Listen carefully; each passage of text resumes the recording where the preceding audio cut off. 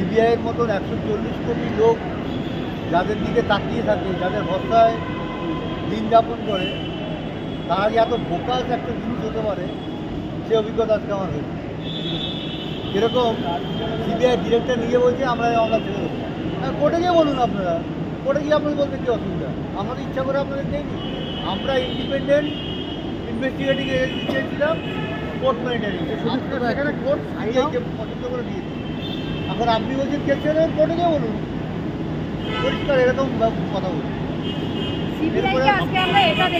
আপনারা যখন সন্তুষ্ট নয় জানালেন তখন আমার সন্তুষ্ট না, কী বলবো? আমাদের কোনো করতে জবাব ওনাদের কাছে নেই, এই জন্য অন্য বলছেন একটা তো প্রত্যাশা নিয়ে গেলেন। গেছিলাম যে কিছু যদি অ্যান্সার দেন, ওনারা প্রতিষ্ঠা করেছিলেন, অপেক্ষা করুন, আগের বার দেখা হয়েছে যখন অপেক্ষা করুন, আপনারা বিচার পাবেন। কিন্তু এখন ওনাদের দেখি চেহারাটা পুরো পাল্টে গেছে।